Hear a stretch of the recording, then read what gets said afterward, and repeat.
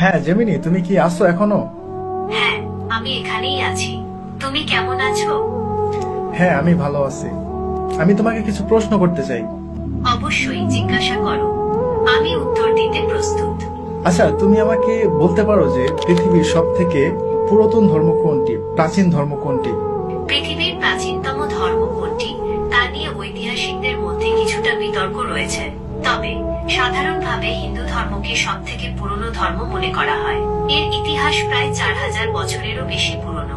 ও আচ্ছা, তার মানে তুমি বলতে চাচ্ছ যে হিন্দু ধর্ম 4000 বছর এমন আর কি হিন্দু ধর্ম, তাই তো? হ্যাঁ, মোটামুটি 4000 বছর আগে এই ধর্মের উৎপত্তি। আচ্ছা, তাহলে এখন বলো যে ইসলাম ধর্ম কত পুরনো, ইসলাম ধর্মের বয়স কত? ইসলামের ইতিহাস 1400 বছরেরও বেশি পুরনো। এটি 7ম শতাব্দীতে আরবে মহানবী হযরত মুহাম্মদ শাহরের মাধ্যমে প্রচারিত হয়। ও আচ্ছা, আপনারা এখনই কেউ ভিডিও স্কিপ করে যাবেন, ভিডিওটি শেষ পর্যন্ত দেখুন, অনেক কিছু জানতে পারবেন। আচ্ছা, তুমি কি হযরত ইব্রাহিমকে চিনো? ইব্রাহিম কে কে ছিলেন বলো তো? ইব্রাহিম ছিলেন একজন নবী এবং রাসূল।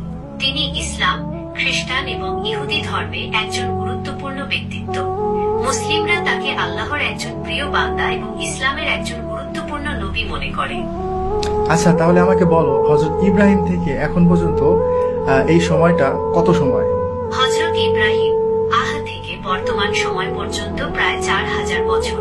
আচ্ছা, তাহলে হযরত নূহকে তুমি চিনো? হযরত নূহকে?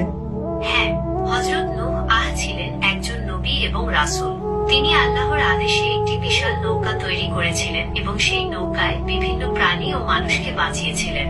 হযরত নূহ এর সময়কালে মহাপ্লাবন হয়েছিল, যা ইতিহাসে একটি গুরুত্বপূর্ণ ঘটনা।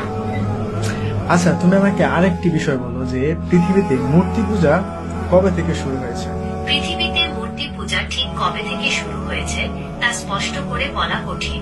তবে ঐতিহাসিক ও প্রত্নতাত্ত্বিক প্রমাণ থেকে জানা যায়, প্রাচীন মেসোপটেমিয়া, মিশর এবং ভারত সহ বিভিন্ন সভ্যতায় খ্রিস্টপূর্ব কয়েক হাজার বছর আগে থেকেই মূর্তি পূজার প্রচলন ছিল। আচ্ছা ঠিক আছে, আনুমানিক এর বয়সটা কত হবে?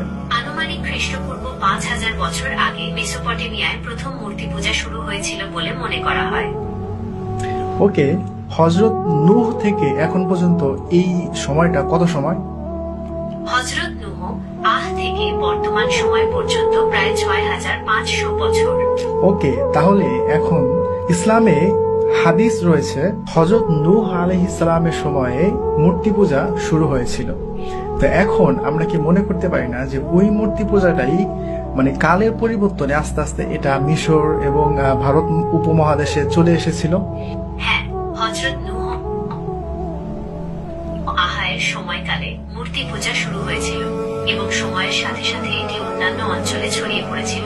তাহলে এখন তুমি আমাকে আরেকটি ইনফরমেশন দাও, যেটা এমন একটা বইয়ের নাম বলো যে বইটা এখন পর্যন্ত অপরিবর্তিত, মানে ওই বইটার মানে কোনো পরিবর্তন হয় নাই, শুরুতে যেমন ছিল এখনো তেমনই রয়েছে, তবে এই বইটা একটা ধার্মিক বই। মুসলমানদের পবিত্র ধর্মগ্রন্থ কোরআন অপরিবর্তিত রয়েছে। এটি একটি ঐশ্বরিক গ্রন্থ যা আরবি ভাষায় অবতীর্ণ হয়েছে। মুসলমানরা বিশ্বাস করে কোরআন আল্লাহর বাণী এবং এটি মানবজাতির জন্য পথ প্রদর্শক। তাহলে কি এমন একটি গ্রন্থ যে গ্রন্থের মধ্যে কোনো পরিবর্তন নাই, যেটা ধার্মিক গ্রন্থ, তো এমন একটি মানে গ্রন্থের কোনো একটা ইতিহাস বা কোনো একটা ইনফরমেশন যদি এই গ্রন্থ থেকে দেয়া হয়, তাহলে সেটা কি বিশ্বাস করা যায়? হ্যাঁ, অবশ্যই।